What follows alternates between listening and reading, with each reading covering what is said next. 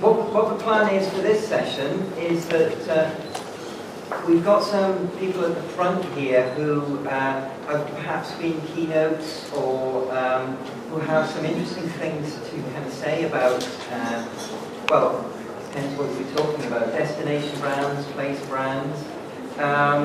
So what we thought is we could maybe try to pull together some sort of themes from the whole event.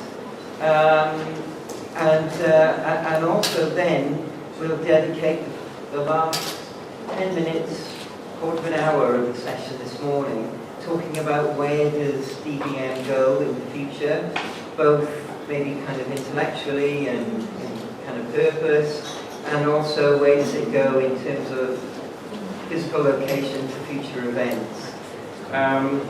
So I don't know if everybody knows everybody at the front, but maybe we could just very quickly introduce ourselves and then we can maybe kind of kick off an open discussion. So, Shall I go? Yeah. Well, I'm Annette Pritchard and I'm co-chair, also general photographer, right hand router. That's right. Me now? Yes. I'm Torres, I'm the CEO of Consulting, so we are a consulting specialized in country management. I'm Magdalena Florek from Poland, from the Poznan University of Economics, and also for the best place, it's the Institute of Place Marketing. My name is Don. I'm from IFT Institute for Tourism Studies in Macau, and it was the birthplace or the origin of the DBM series of conferences. That idea was born obviously with the help of Nigel and Annette, and coalesced even further to what we are experiencing right now. My other job, as I'm a professor there, as well as the director of the Tourism Research Center of mine. My name is Nigel.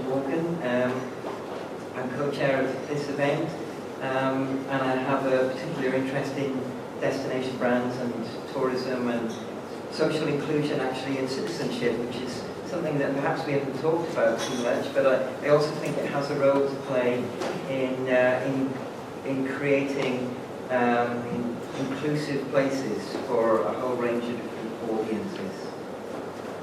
My name is Allan. I'm the founding director of Place Matters, which is a consultancy specializing in place making and place branding, mainly for cities, for towns and new settlements, and I'm an occasional impersonator for the economy. Thanks so much, I've had to break.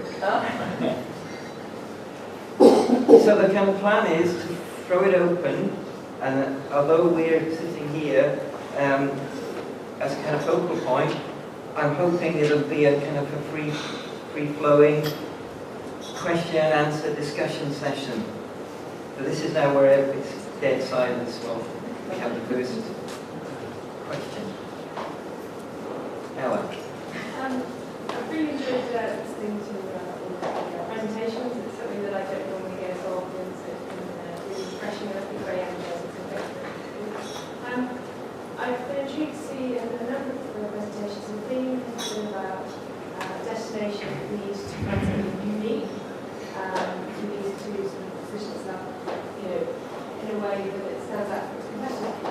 But we have thousands and thousands of destinations across the world. Where will it stop? Can we just create a really sort of noisy marketplace where everybody's trying to be unique? Can you take it a bit too far? I mean, is there a point at which it can become saturation? I don't know, just where you can't all obviously be unique. I think the danger you pose is very real. Personally, I'm not sure that the majority of places that claim to be unique are unique.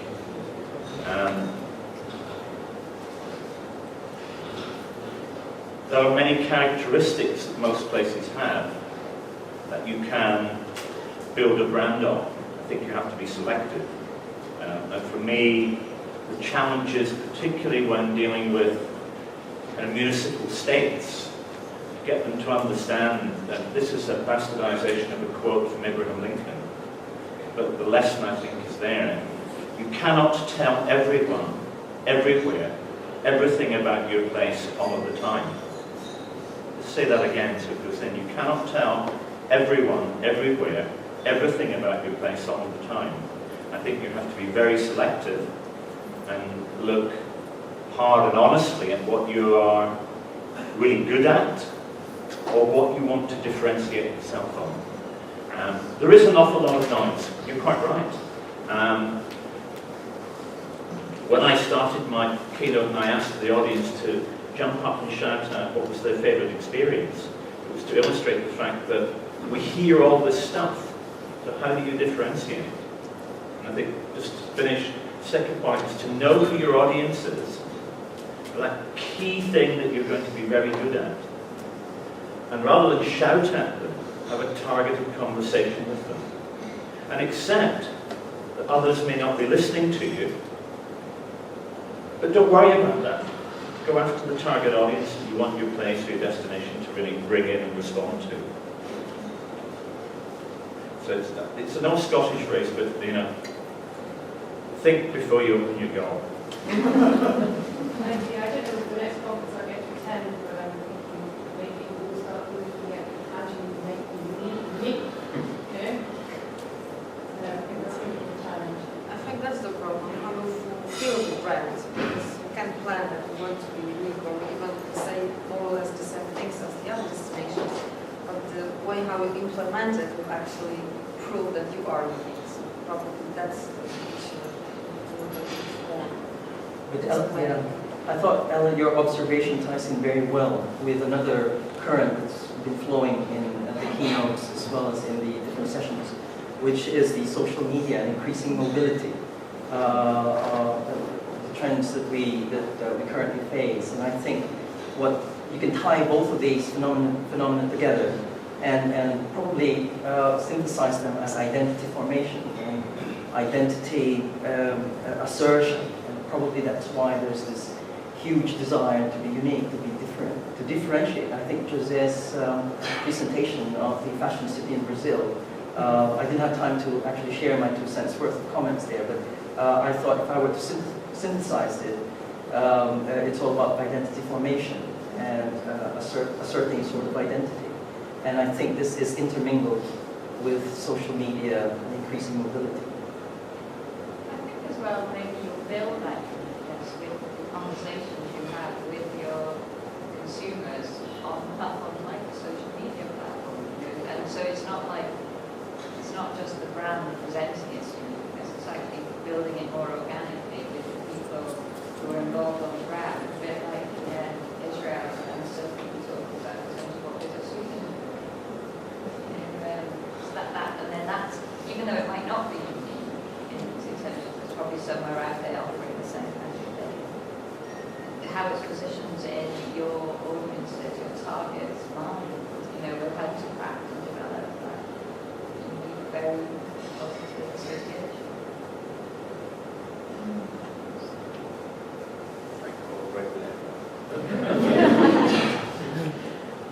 I don't know if you all agree, but I think we should maybe put more stress from communication to the right touch points. Yeah. Maybe that's the problem, because we focus so much on communication and not promotion. But there are so many other touch points that will build the brand and will feel the promise. So maybe that's another direction we should go.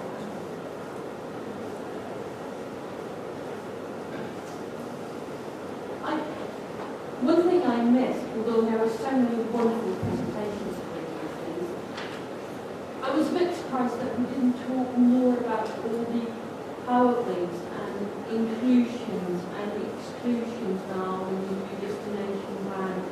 The fact that all voices are not equal and that somebody makes some kind of decision regarding that. And I don't know if it's thought about perhaps emphasising that in the call for the next moments. Perhaps I can respond to that. So long ago, I can't remember what was in the call for papers. But I guess that's a very interesting point, because obviously we put it out there, and the conference becomes a reflection of what people put up to present. And maybe when people see DBM, they don't automatically think of it as a place to take that kind of paper. But I think it's a very important part of the dialogues that we should be having. So maybe there are papers and people talking about that. They're taking it to other conferences. So I think maybe the challenge for us is to get the message across, maybe in the future, that the destination branding and marketing conference is actually open to a lot more of these challenging papers than perhaps people on the outside think we are. So I guess the conference reflects the kind of people that put themselves up here today and over the last 3 days. But it's crucial, because we all know the reality of what you're saying, that there are so many constituents who are not included in the conversations. We need to have that included. Maybe another voice from academia. I mean, the departments are getting smaller and smaller at our universities. And accordingly, we are somehow, let's say, forced to go less conferences, to be very selective where to go. So accordingly, now we are making also, let's say, decisions based on the conferences which are listed mostly by the reviewers of the journals and so on. And yesterday I was very surprised when Robert Prof was asking that when the people are here, who was a reviewer for my journal. I know I was interested by client and working in management. But a practical question, what are your plans and how we can attract, let's say, academia, let's say, moods come up, so there's new topics, new ideas in terms of destination branding and marketing, so I think definitions and so on. For instance, I heard very few things on these days about the destinations which are in conflict or which have some problems. And when we talk about the case studies, we all talk about that one, which are less known destinations, but focus. If I look about the topics in the session topics, a specific focus on these problematic cases and what they need to do. Do they need to follow also the same guidelines? Let's say, so-called developed countries or the cities are following, or are there some specific, let's say, tools that they can use for destination marketing? So, 2 questions. Yeah, I'm sorry, I couldn't quite hear all of what you were saying there, but one of the things, to take the last first in a sense, is that we actually, in our department just last week, we had a PhD student defend her thesis, and it was on destination kind of branding and stakeholders in the Costa Brava in Spain. And one of the points that she made in her defense of the thesis was that she thinks that academics and practitioners, when they speak at these kind of events, only focus on the success stories, and that that academics take the easy approach. We talk about New Zealand, we talk about Australia, because these are easy success stories. And who is talking about the Costa Brava, the stagnant resorts, which are trying to kind of reinvent themselves? Who's talking about the places who are kind of in conflict? I guess, to be fair to Tom, who's not here, he did kind of talk a little bit about that in his keynote. But I don't know whether some other people would like to respond to you. The interesting thing about the program is that we did actually have sessions on conflict, risk, and struggle really in destination branding. But those sessions had to be taken away from the program because the people in question couldn't attend. So I think there was an intention to cover that dimension, but for family reasons, ill health, and in a couple of cases, visa issues. Those sessions couldn't actually be held, and I think it would have been just a real shame because it would have been a very valuable dimension in to see that struggle and that problem on the ground. I think the only one who left in the whole program actually from that session was David Bottrell's paper on risk. But we actually had a themed session on risk and conflict, but as Annette says, we lost to the speakers, unfortunately. That's something that happens in every year.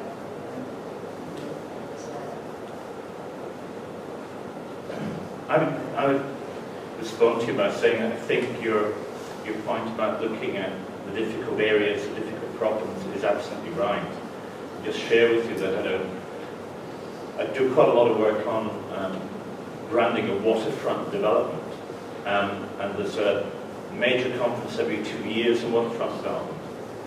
And in November of last year, when it was last held, the most popular session, and I'm about to apologise for my use of language, the most popular session was on places that were completely fucked up. 1,100 people out of the 2,000 who attended for that event. Whereas the celebrated architects talking about the brand new designs for waterfronts that they've just created were drawing maybe 150, 200. People are genuinely interested in what you do about places that aren't working. Because we can't all be Barcelonas or Manhattans or the centres of Paris. So there's a lot in fixing, almost incrementally, bits and pieces to turn the place around and establish a new identity or a new brand. You all know the adage that it takes years to build a brand but a moment to destroy it.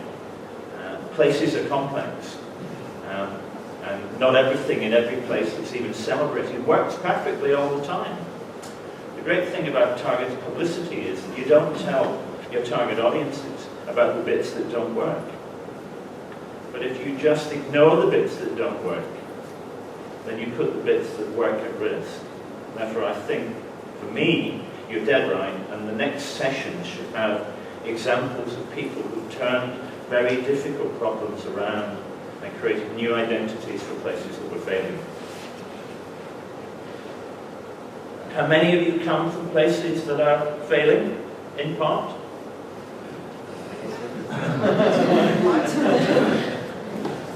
Not very many of you, being totally honest.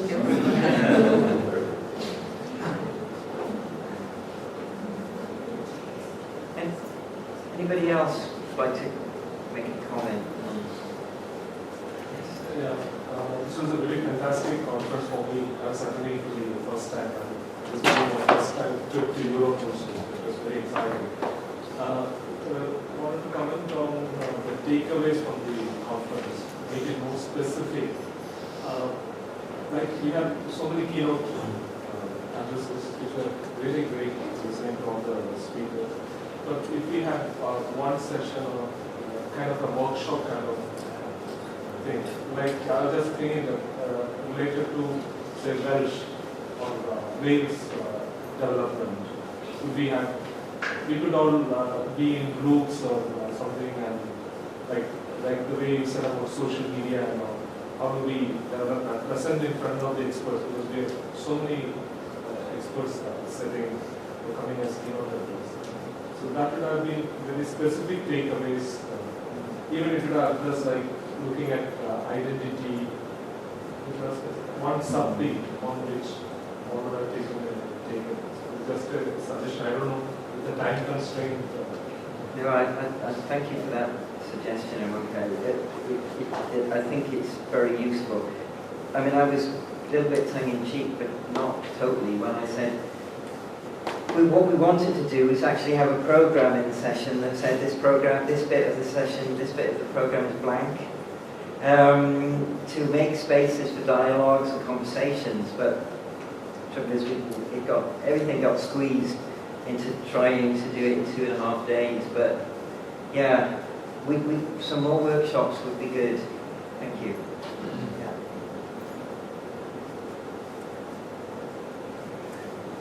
I mean, if there's nothing coming up organically, I mean, one of the things that we were all talking about when we were thinking about running this session was to try to identify things that were coming out as strong themes at the conference. And I don't know whether you agree with us, but some of us have identified the theme of storytelling, stories and narratives. I don't know whether anybody would like to make a comment on that aspect, and whether you found that that also resonates with how you see the sessions. Whether anybody in the panel would like to help me out?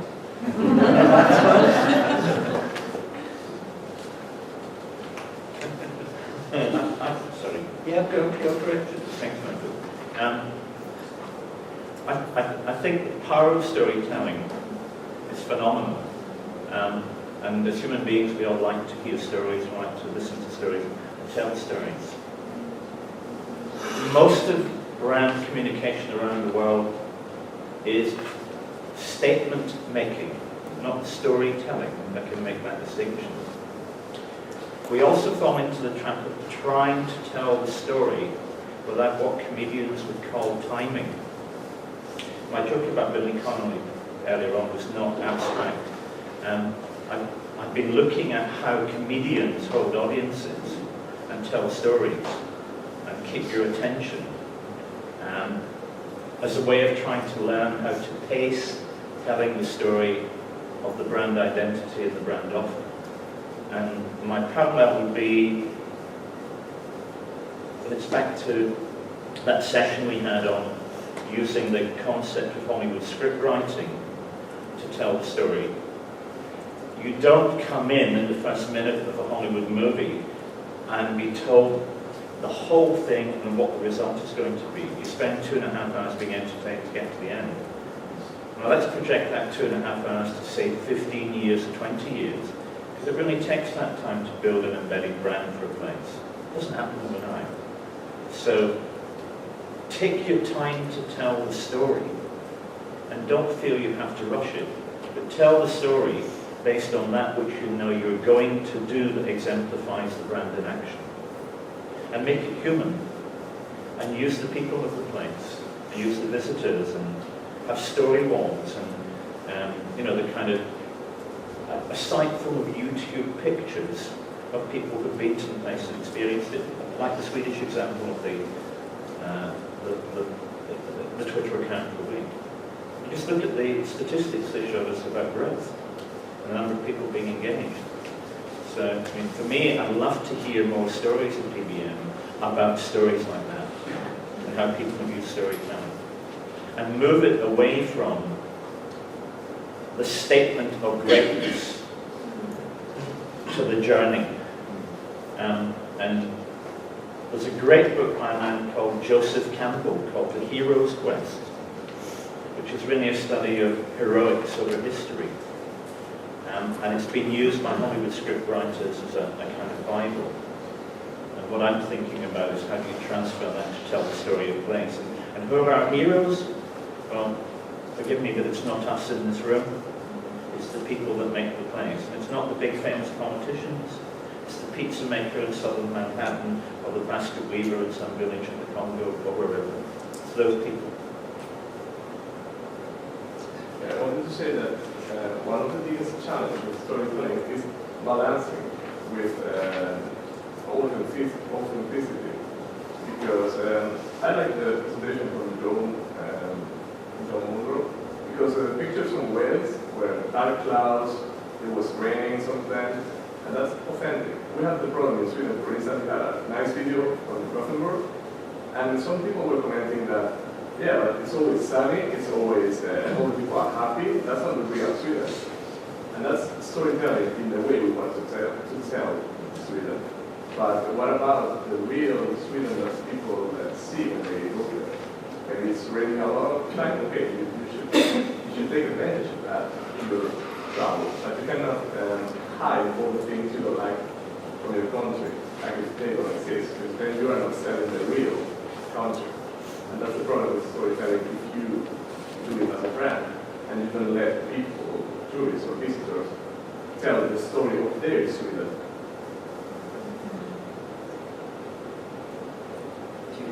I think one of the things about storytelling is that you really need to have a strong sense of beginning, middle and end.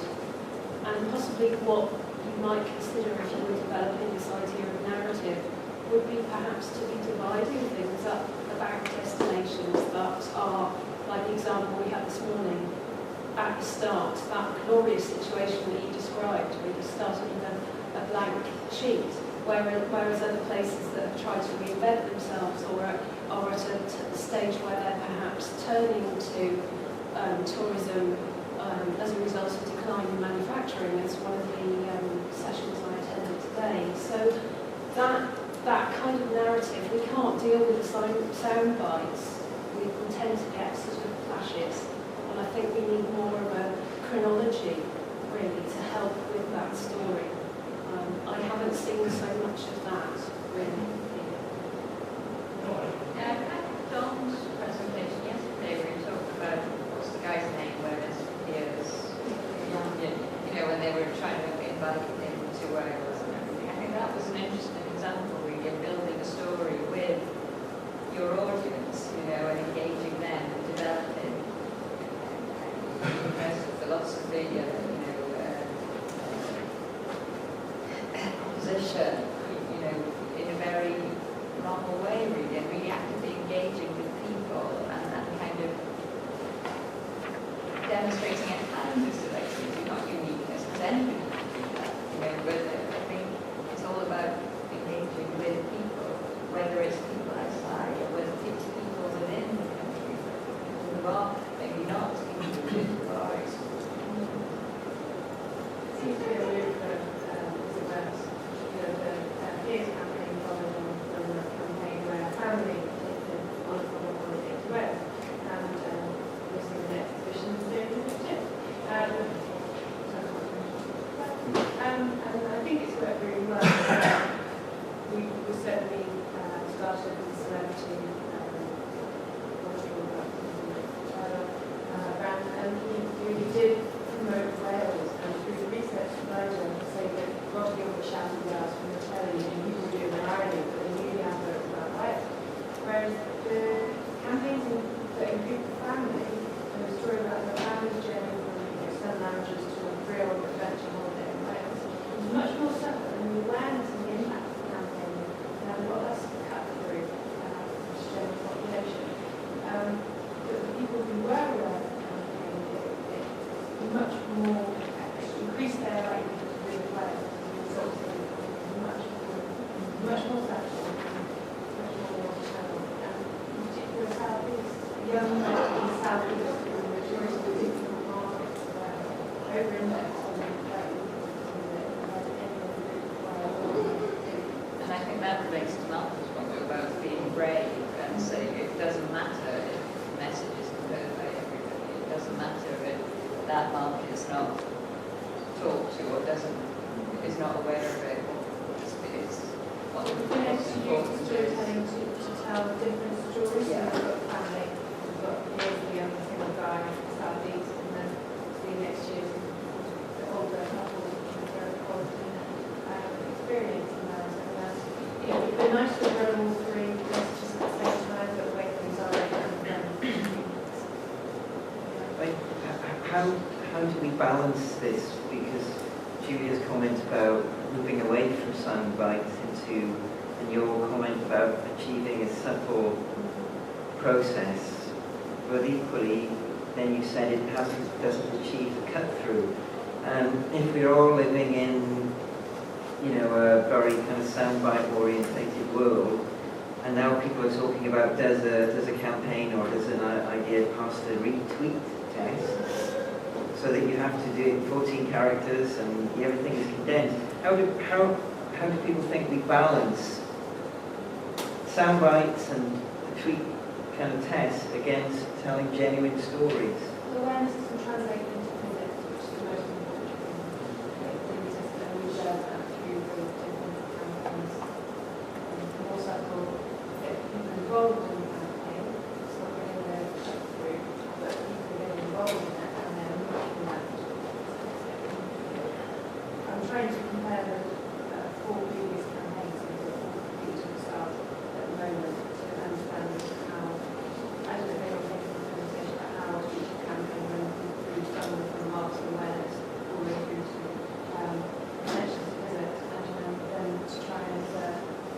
which were the most effective at actually getting the event. I think we shouldn't be afraid of shying away from reduced impact on awareness if it translates to increased activity. I suppose the problem is you've got the industry shouting, saying, why aren't I seeing adverts about such and such on the TV? Where are we on the TV? Yeah, or even the physical readers. Yeah. They're having a campaign. Well, yeah. But the presentation of Joe wasn't just about telling a story, it was also the new media and the mechanisms by which stories are now told, by tweets, for example. And I think this has been a very, very pervasive theme throughout. In fact, we have a session devoted to social media, and I think it's not just, and tying this in with what Nigel has been saying about storytelling as the overarching theme of emerging from the conference. It's just, it's not just what to say, but how do we say it? And I think there's a huge thing, and Joe was talking about SEOs and all the new metrics that they monitor in order to see whether the story is being sustained out there. So it's not just that we're being challenged to create stories that are authentic rather than contrived, but also how do we say it? Yeah, and I think it is really on Sophie's presentation, you spawn basically, you certain helps to spawn and you hashtag onto it, so like rotation curation, hashtag that, you see all the destinations that are rotating their curators around the people. And that gives an opportunity, I think, for Torres courses in a way which has never been before. But it's also, and for that conversation with potential audience. I suppose the issue is how many destinations are brave enough to do that risky experiment. And also it is the values, core values from those destinations are mirrored in that under that account. So maybe some country it wouldn't be able to say something. Looks like we did do it. And I guess that the other issue is, now Sweden have done it, that was your big idea. And it's a little bit like the greatest job in the world, which you mentioned in your talk. That was their big idea, and they've done it, they've had imitators, but the imitators will only ever be compared to the original now. And one of the things that I kind of thought when I was looking at that slide is that, and Annette and I have worked with somebody in the past who was involved in some of that work, and what she's told us is that it was a great way of generating interest, but actually what they hadn't done is thought about how they follow that through. So it didn't actually translate into lots of extra visitors for Queensland because they hadn't got people on the phones to deal with the inquiries, they hadn't got people to actually respond to the Twitter traffic, they hadn't actually geared up for the impact of the campaign. So it was a great idea, but there was no follow-through. So there are also issues about how you manage this big idea and where it goes. The whole storyline fails. Yeah. I mean, perhaps what I could do, because I know it doesn't matter if we overrun slightly, but we do have lunch, and probably we should get there by 12:30, but we've kind of opened up partly some of these issues of should we have more workshops, or should we have more sessions on conflict and screwed up places. But we also need to talk a little bit about where the conference series goes. And would you like to say, Don, about some of the conversations and the ideas? Yes, during the last few days we've received a lot of interest from different sources for ideas about where we can have future meetings for this conference. And we're just actually surprised at the level of interest that we're receiving from many corners of the world.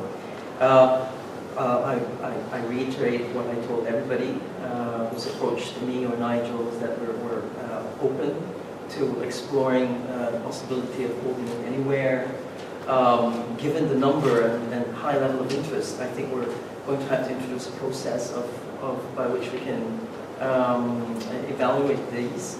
But everything, I suppose, will be open, fair, and transparent. And we do not want to have, moving forward, a sort of gang of four or a mafia of just a few organizers, which is something that we really abhor from the big conferences that we often get to see. Having said that, I do believe my institute in Macau, we are also ready to and prepared to find a way in order to relink and continue the link with Macau. So one idea that we want to put out to everybody is to have an alternating conference. We've held the first 3 in Macau. This is the first time we've held it outside. We are ready, should everybody in agreement, to be able to have it back in Macau sometime in the future. And beyond that, we can discuss interests as well. But nothing is fixed, nothing is set, and so we are actually open for discussion. Another idea is to have more fashions. Well, one thing that the Macau government has been encouraged. We are encouraged about organizing the DBM conference simply because they've been very generous in funding and in support and in many other ways. And so, and I think it was for that reason that it helped us actually gain the momentum that we have now. In fact, I do believe this isn't anymore a conference, but more of a movement. Simply because you get to see more or less the same people in the conference. So, and that's very, very, I find that very, very encouraging and reassuring.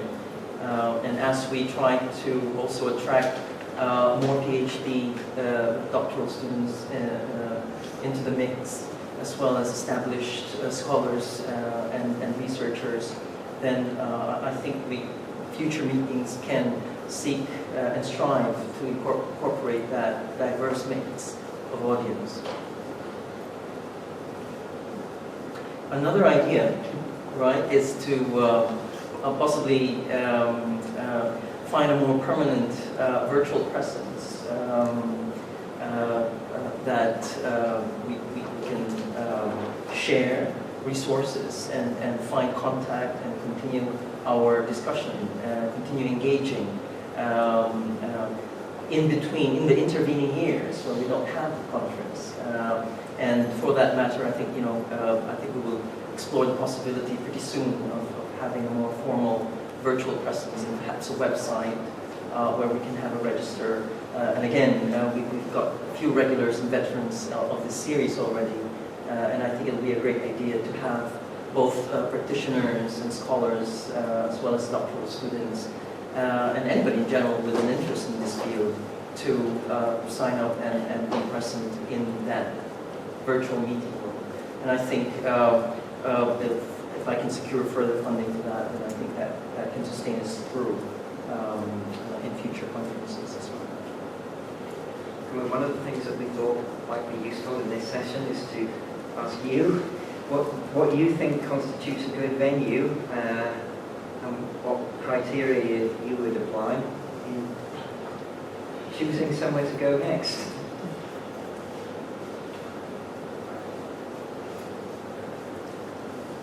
Don't be shy.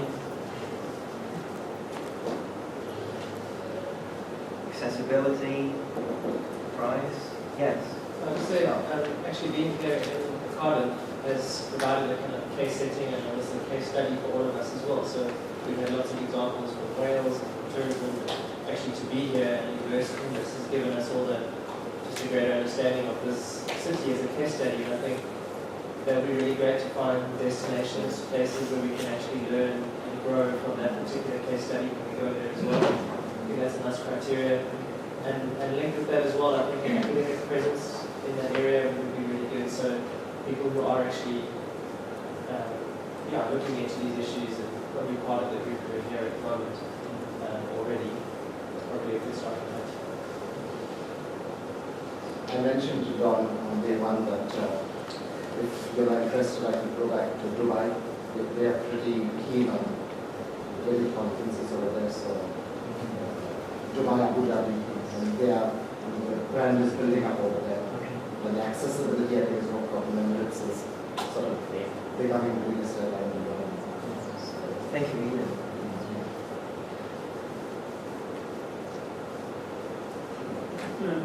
I'm interested in hosting which conference of the in Japan, southern Japan, near Fukuoka, Japan. But I don't know any kind of information or what I need to do with you guys, and after I come back, I can have a chat with the team or with the president about this idea. But at the moment, I just don't know anything. We don't really have a manual too. I mean, I wish we had a manual and give you something.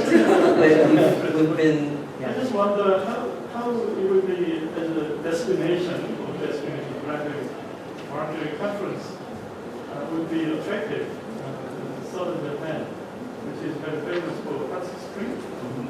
There's 100,000 people and more than 2,000 hot springs all over the city, including my own house. It's very popular for hot spring in Perth, medical and hot spring destination. But it's a little bit far away from Europe and other destinations. So it's a little bit afraid. But personally, I really have to go for it. Well, I think the most the group that requires great attention are the doctoral students, because they have a great interest in coming, yet a lot of them are self-funded. So in addition, well, accessibility does mean also not just visas. Well, definitely many Asian countries, right. PhD students or scholars could easily access. Also registration fees, by the way. I think the average registration fees now for many conferences are, getting very, very pricey. And it's so if for a lot of doctoral students, they can actually just go to 1 year, and so it's good to be encouraging to them. I think previously in the first 3 in Macau, what we've done is we actually secured a bit of funding to subsidize the registration fees of PhD students to come, waiving that. I think from experience, the presence of connections via low-cost airlines is another thing. So they might end up not coming at all. I think it's just you gave ideas for the next conference. But I think one of because I go to conferences not just related with academia, and I think it's very, and others related with academia as well.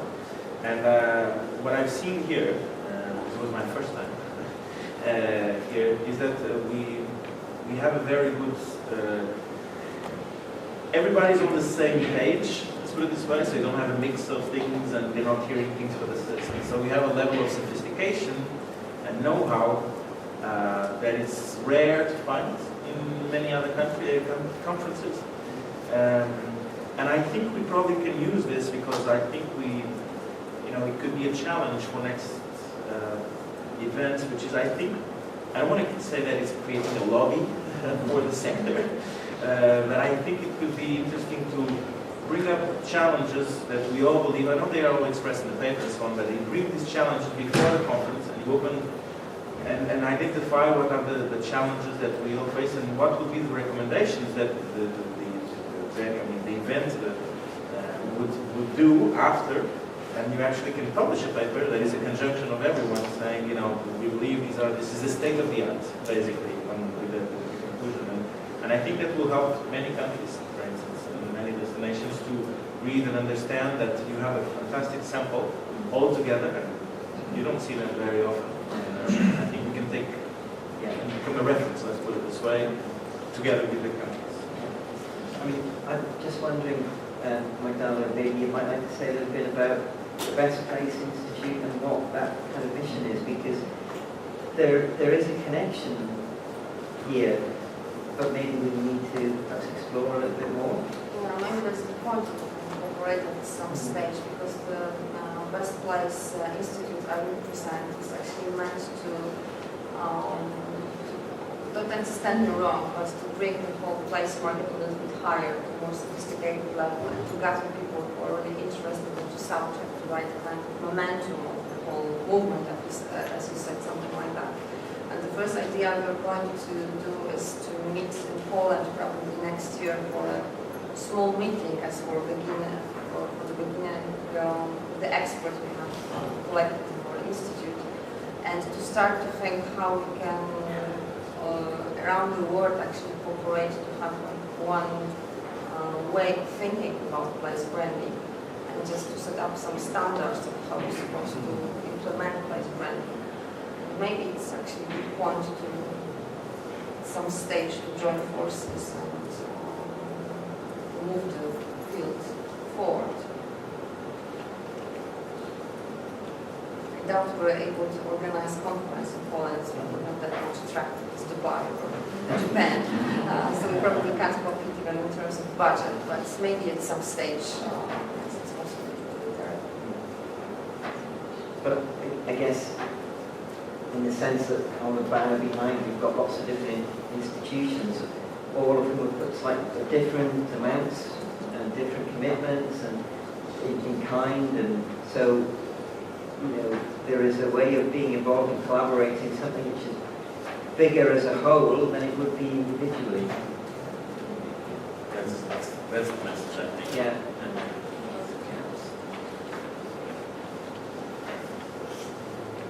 Because you don't have a reference. I mean, there's no, it's always very fragmented. There's like 3 names, they're always up there, and it's always the same thing. It's always the same thing. So I think it's time to new ways of actually communicating with the stakeholders in the sector. And I think it's a great opportunity. Well, why isn't it? I imagine all the politicians read the papers. I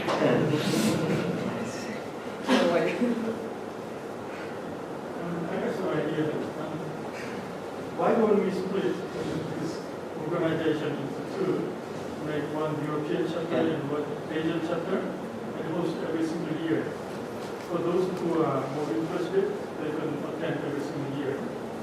And for my PhD students, they have to wait 2 years in this current system, 3 years in this case.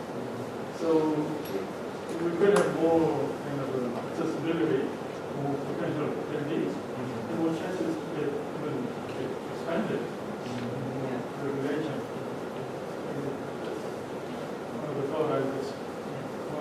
That's out there. Start with 2 or 5, 10 years later. One of the things that Don suggested is that the conferences could be kind of hosted by continent almost on a rolling program. But I guess we're only coming together as a small group of us. What we don't want to do is fragment ourselves. Yeah. Because I guess in terms of getting we could probably get everybody interested in place brands and destination brands together in this one room worldwide, I guess, if we got rid of that wall. In the ballroom last night we could have fitted everybody. So there aren't that many people, so we don't want to fragment ourselves. But yeah, we could do it. Yeah. Maybe with Laila. Yeah. Particular moment. So we get more discussions.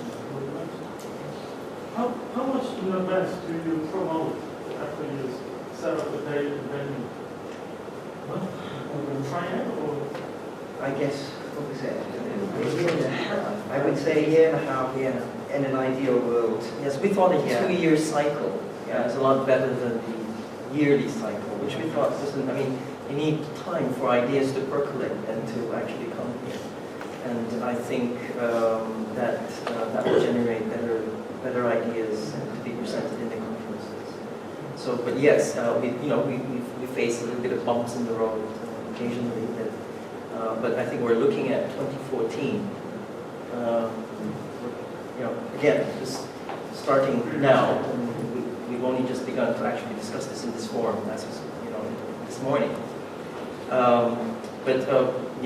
We also wish to have a lot of the innovations, like in this, one of the defining characters of this particular conference, thanks to Nigel and Annette, is to bring keynote speakers who are all industry practitioners, talking to a lot of scholars. And I think that to be able to say that, because a lot of other conferences end up being just talking shops for egos that are already established egos. But I think we've achieved something very, very unique here. I think Malcolm, over wine and dancing yesterday, there were a couple of ideas and also Nigel actually has this, has a little bit of an idea that we can have probably devil's advocate, so that to ensure nobody comes to the conferences simply dusting off their unused PowerPoint slides, slides number 40 to 50, and present it here. Another is the idea of cross-breeding with delegates, it's kind of like speed dating, to match practitioners and scholars and see if they can come up with some ideas during those few days. Let me continue on that, because I think we all have problems when we're writing papers, we're looking for partners from different parts of the world. And the publishing world is quite cruel, I would say, at the moment. And it's obvious if you have people cooperating together from different countries, the chance to be published are bigger. So maybe we should set up, as you said, the forum where we can say what are our interests and just join forces and just write papers, doing some research together or something like that. Have partners from different countries. One of the things that in Ella's presentation yesterday, she was saying that she is sitting on so much data at Visit Wales, but as somebody who is employed on a kind of day job to do so many other things, she just can't actually have the time to sit back and reflect on some of that stuff. And she is an example of so many other people. And I can see Israel is nodding. So to get academics and DMOs together, and not just DMOs, but Malcolm was talking about Hilton and lots of other different, people who are interested in this, is that we keep saying we need to get academics and practitioners together, but it's very hard to do. And we need to keep the momentum going, I think, on this one. And the way that Annette and I decided to solve it was to actually make the DMOs and the consultants the keynotes, because then they would come. Bless you. Yeah. But we mustn't lose that now, I think.